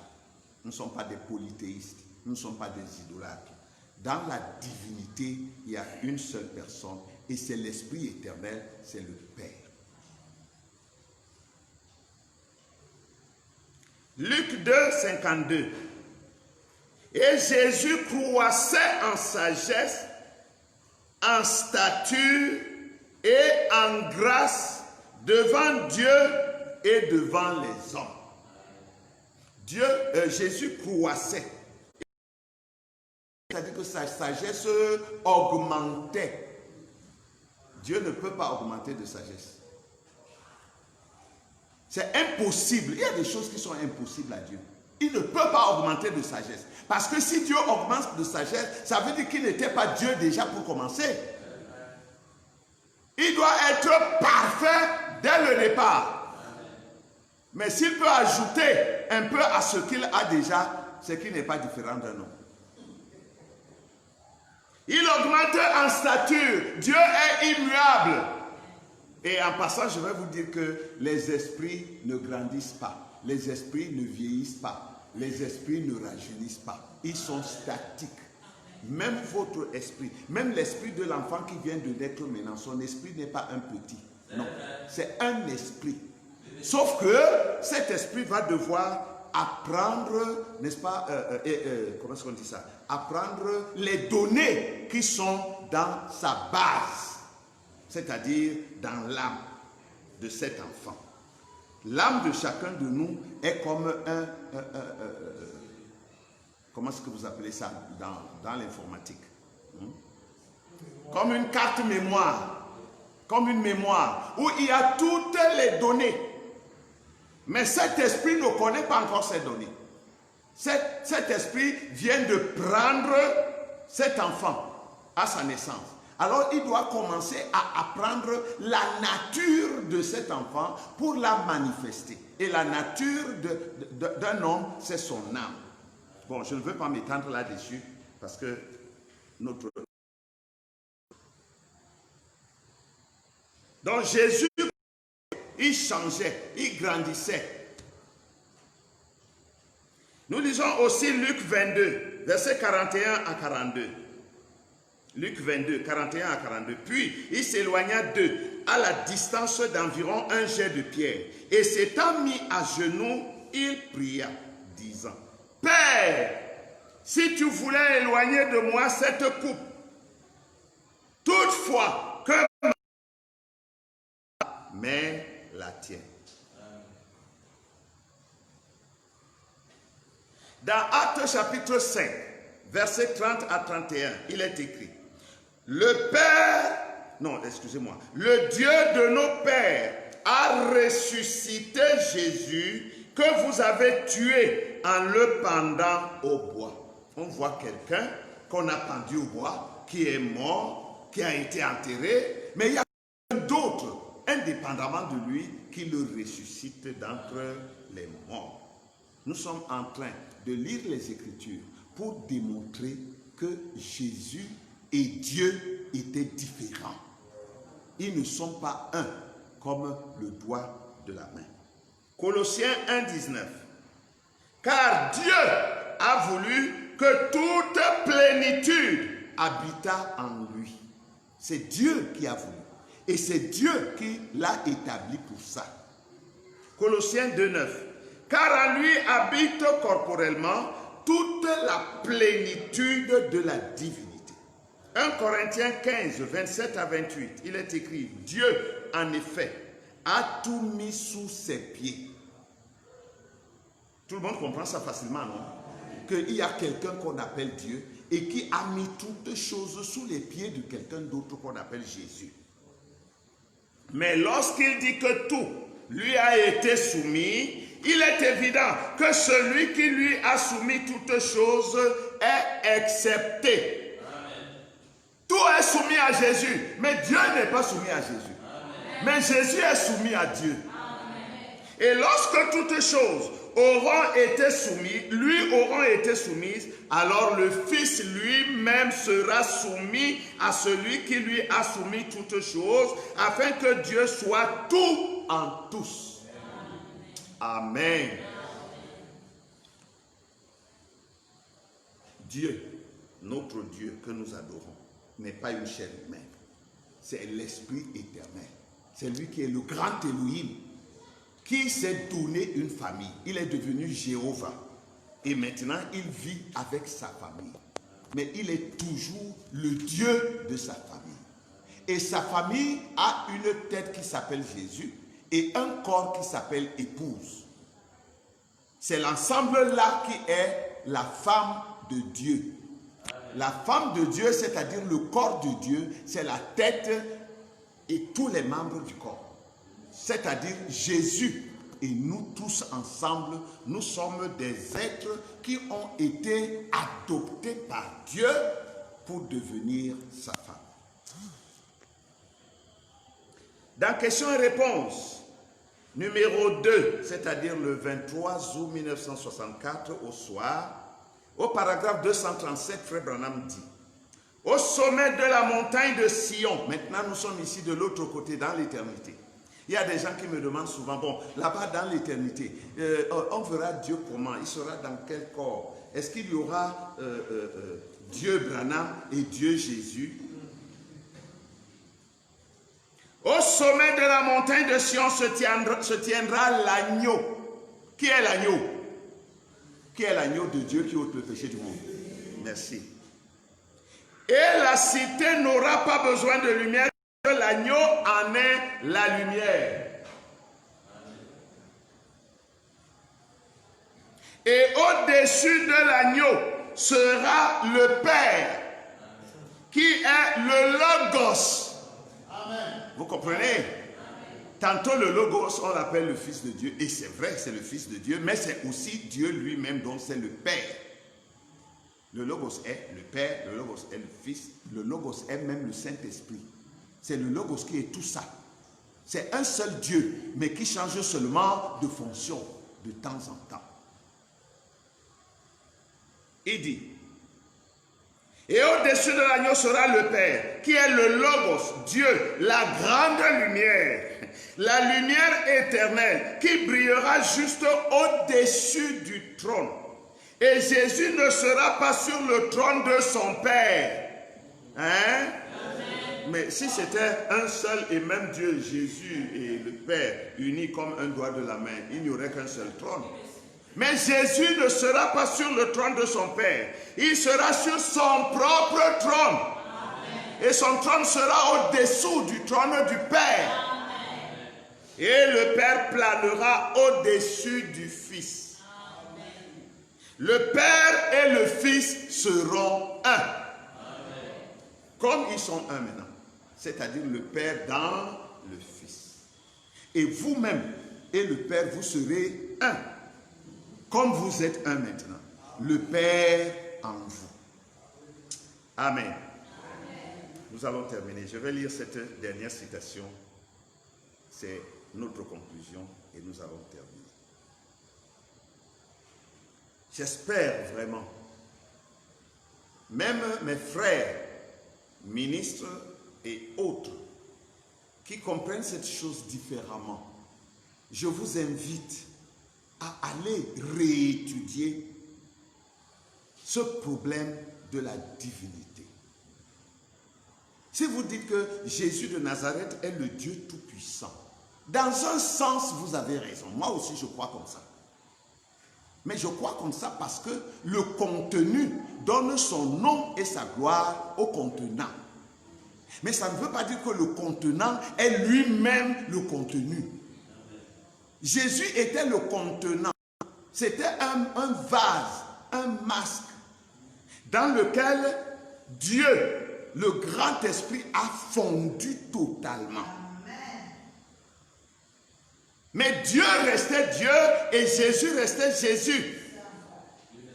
Quant à la forme, nous voyons une seule personne et c'est juste. Mais quant au fond, il y a un esprit éternel qui seul est Dieu dans la divinité. Un corps dont Dieu s'est servi pour se manifester à ses enfants. Frère Branham dit dans Questions et Réponses du 12 janvier 1961, paragraphe 444 à 447. Je vais lire posément et puis nous allons terminer. Maintenant, ce n'est pas ce qu'ils veulent dire, parce qu'il y a des gens qui disaient que Frère Branham est Dieu. Et un opposant, un contradicteur a attaqué Frère Branham sur ce point. Il dit, mais on vous considère comme Dieu. Il y a des gens qui disent que tu es Dieu. Frère Branham dit, mais est-ce que c'est loin de la vérité? C'est même pas loin de la vérité. Est-ce que vous croyez que Branham est Dieu? Est-ce que vous croyez que Branham est Dieu? Moi, je crois que Branham est Dieu. Moi, je crois que Branham est Dieu.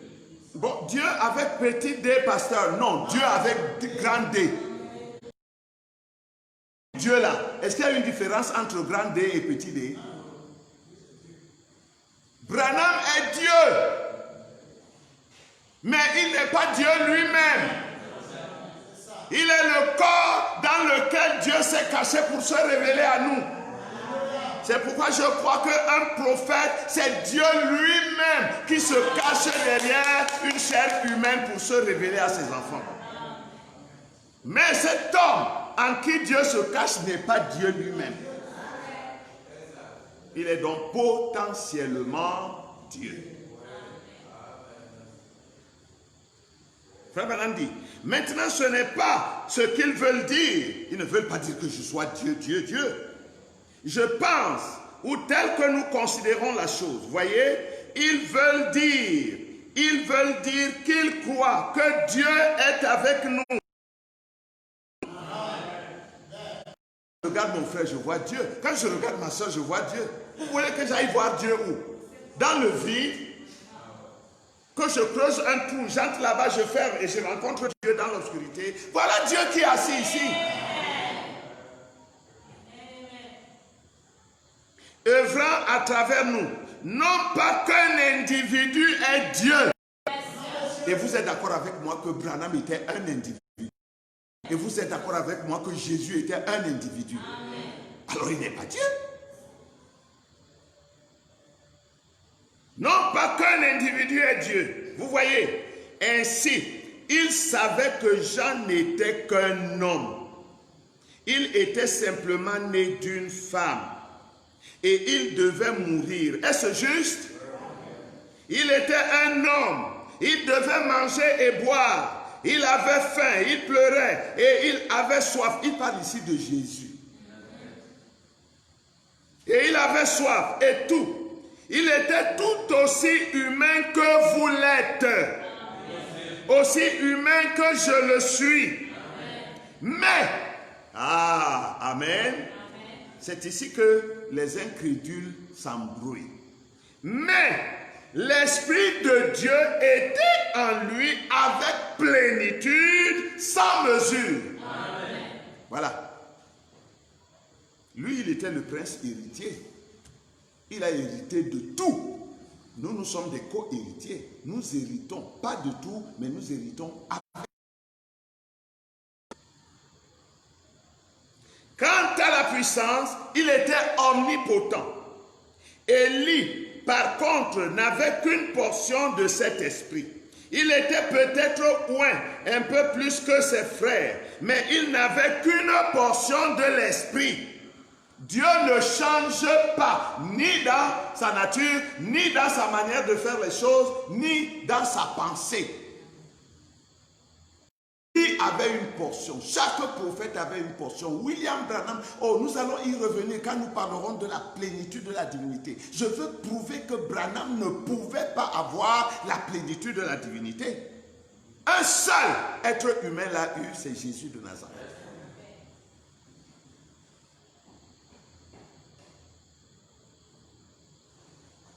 Frère Branham dit, Élie par contre n'avait qu'une portion de cet esprit. Il était peut-être loin un peu plus que ses frères, mais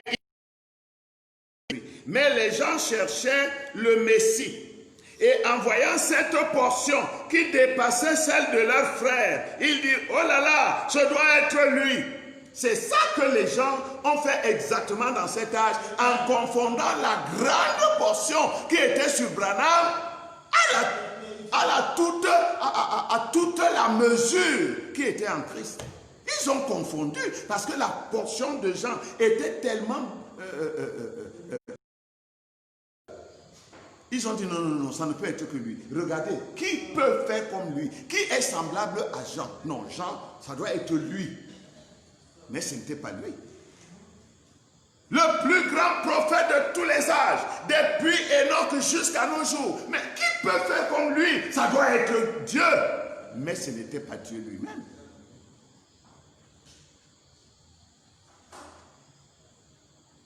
Mais quand lui commença à briller, la petite lumière de Jean s'éteignit. Voyez? Amen. Quand lui, Jésus, le grand Jésus, l'Esprit éternel, commence à luire dans ta vie, tu vas voir que la petite lumière de William Branham, la petite lumière de Paul, la petite lumière de Moïse s'éteint. C'est-à-dire que Branham s'éteint, mais au travers de Branham qui va luire. Comme la lampe. À l'intérieur de la lampe, il y a la flamme.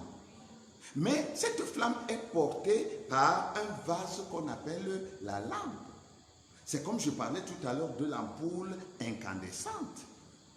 Le pasteur, c'est le Dieu qui est en vous-même. C'est ce Dieu que nous adorons. Il n'a ni père, ni mère, ni commencement de jour, ni fin de vie. Il est éternel. Amen. Alléluia. Amen. Voilà le Dieu que nous adorons.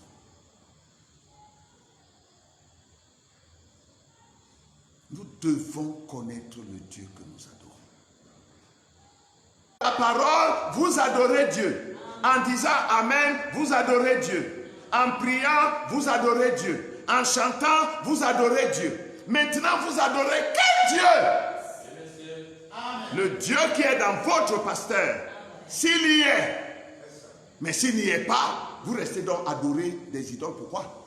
Vous devez chercher là où Dieu se trouve. Mais par-delà votre pasteur, par-delà le prophète Branham, parce que tous nous adorons le Dieu de Branham. Mais par-delà Branham, nous adorons le Dieu de Jésus-Christ. Mais même par-delà Jésus-Christ, l'homme de Nazareth, nous adorons le Dieu éternel qui s'appelle la parole de Dieu. Le Logos, la parole. C'est elle qui est Dieu. Elle était Dieu en Branham, elle était Dieu en Moïse, elle était Dieu en Paul, elle a changé des masques au fur et à mesure. Aujourd'hui, elle est Dieu en toi. De sorte que quand tu es dans ta famille, quand tu es dans ton lieu de service, quand tu es dans ton quartier, quand tu es dans la société, on doit pouvoir voir le même Dieu. Il ne sera pas peut-être aussi éclatant qu'il était dans Branham, bien entendu.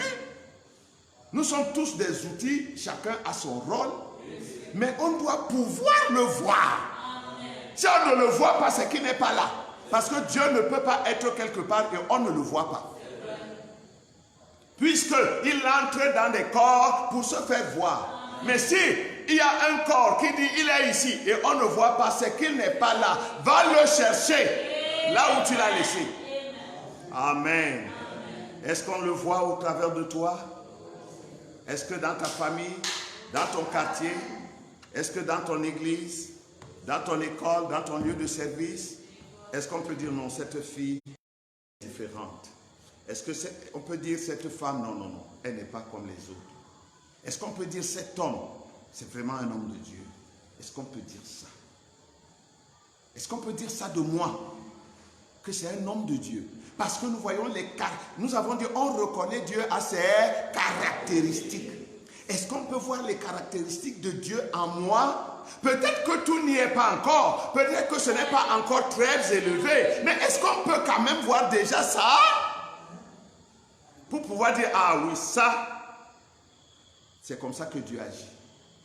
Donc, Dieu est dans cet homme, Dieu est dans cette femme, Dieu est dans cette église, Dieu est dans ses enfants. Alléluia. Que le Seigneur vous bénisse. Amen. Nous allons nous arrêter ici pour ce soir. Dieu voulant, dimanche, nous allons continuer. Je ne suis pas sûr que nous allons terminer avec la divinité dimanche, mais nous allons quand même continuer parce que nous allons entrer dans la plénitude de la divinité. C'est aussi un chapitre qui est une partie qui est assez profonde et assez vaste. Nous ferons par la grâce de Dieu ce que nous pourrons. Je peux seulement solliciter de vous que vous priez pour moi, que le Seigneur envoie l'onction avec l'inspiration et que le soit prié. Que le Seigneur vous bénisse.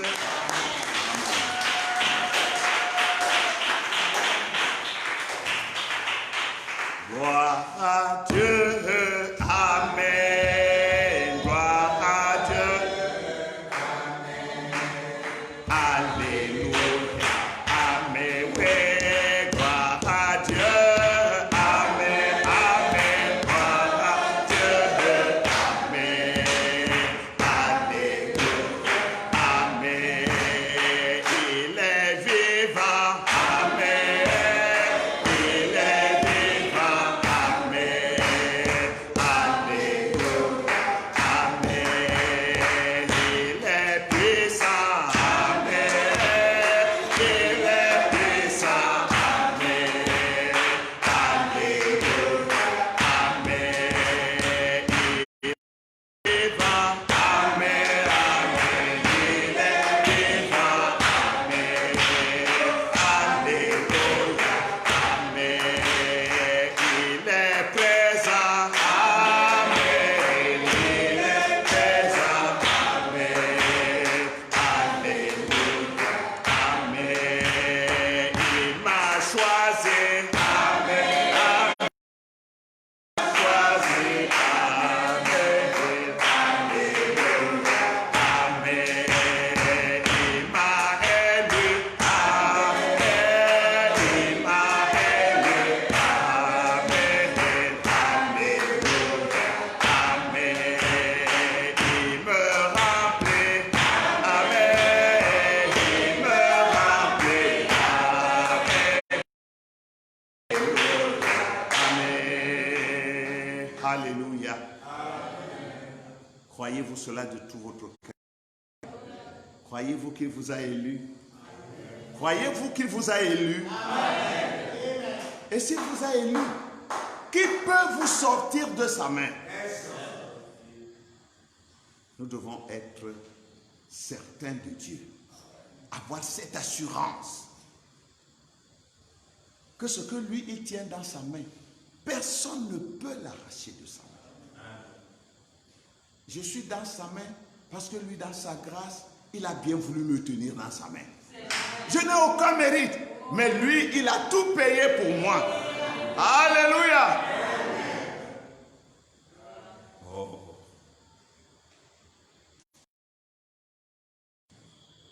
Il m'a tellement aimé. Il t'a tellement aimé. C'est le moment, c'est le lieu pour chacun de nous de lui rendre hommage et de s'efforcer de pénétrer davantage en lui. Mon Dieu a tout payé, il est là. Oui, mon Dieu a tout payé. Mon Seigneur a tout payé.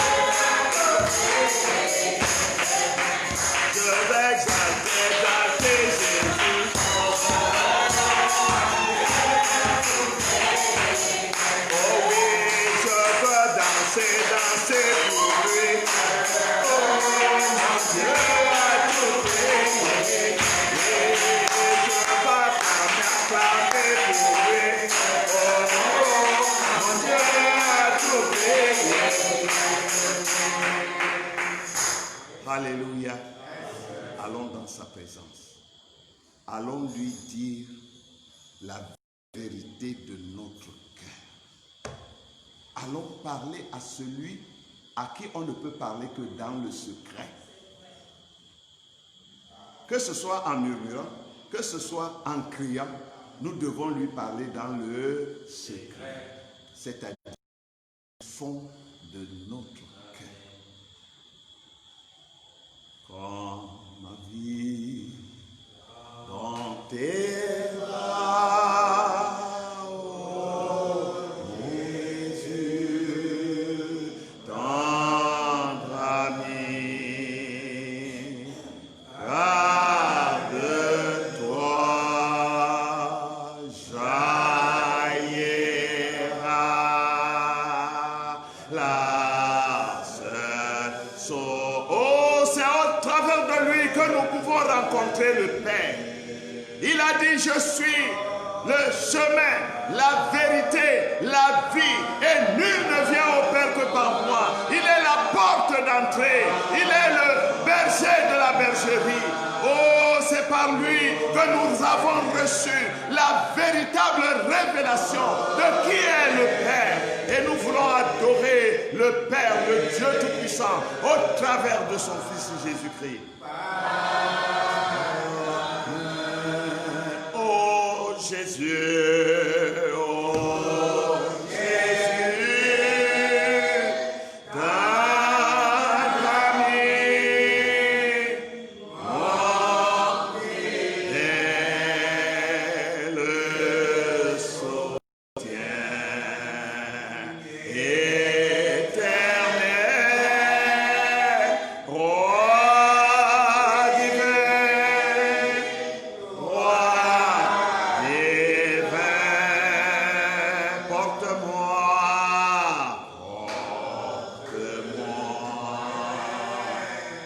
dans ma foi en ton amour serein. Oh Jésus, guide-moi.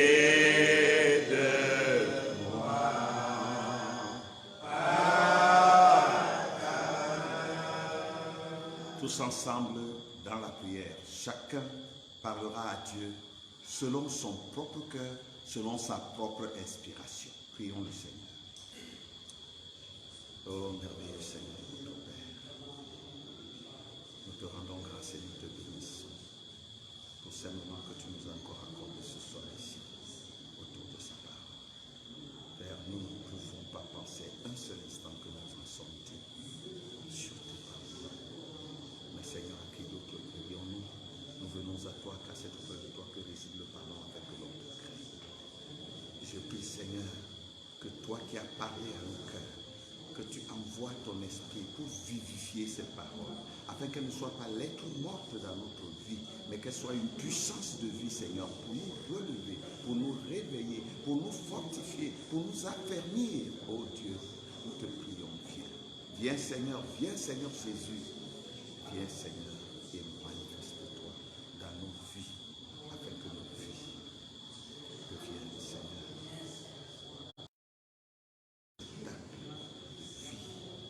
et de paix et de joie à ta gloire. Qu'il en soit ainsi pour chacun d'entre nous. Souviens-toi de nos frères qui sont dans les maisons, de ceux qui sont au loin.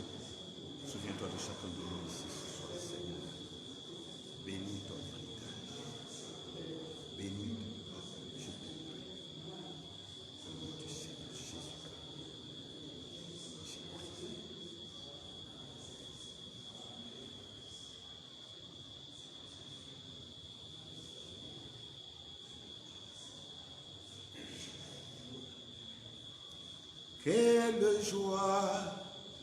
Quelle joie immense, quelle joie immense, quelle joie immense d'appartenir à Jésus. Quelle joie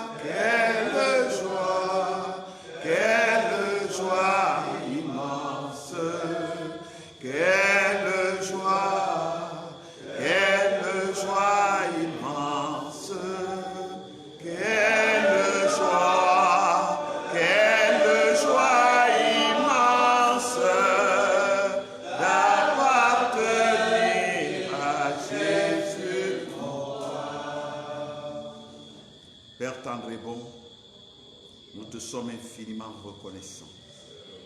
Parce que ce soir encore, tu es descendu au milieu de tes enfants pour nous donner le pain de vie, afin que par lui nous puissions vivre en croyant ta parole, que nous devenions pleinement les héritiers de ton royaume béni. Seigneur, je te confie ce peuple qui a entendu cette parole ce soir. S'il y a, ô Dieu, quelques copeaux dedans, nous te prions de les ôter. S'il y a quelques scories, nous prions que tu enlèves. Mais que tu nous fasses saisir, croire, garder et mettre en pratique la vérité présente. Puisses-tu bénir chacun d'entre nous. Bénis notre petite foi, Seigneur. Et puisses-tu, ô Dieu, y mettre de ton esprit, afin que ton esprit puisse vivifier la parole en nous. Et que nous soyons nous-mêmes la manifestation de cette parole. Que nous puissions avoir une foi pure, une foi droite, pas une foi tordue. Bénis ta parole. Bénis tous ceux qui viendront en contact avec cette parole. Exauce la prière de chacun, que ce soit pour le domaine spirituel, le domaine physique, matériel ou financier. Exauce les prières de tes enfants, afin que notre foi soit ainsi encouragée. Tu connais les besoins, tu connais les situations, tu connais les problèmes, tu connais les nécessités. Seigneur, envoie l'exaucement et puisses-tu nous accorder que notre joie soit pleine en toi. Nous nous remettons à toi, Seigneur. Conduis-nous par la main tout au long du chemin jusqu'à la fin. Merci parce que tu nous exauces. Merci parce que tu nous l'accordes. Nous le demandons humblement dans le nom de ton Fils, le bien-aimé du Père, notre Seigneur et Sauveur Jésus-Christ. Amen. Amen. Amen. Que le Seigneur soit loué.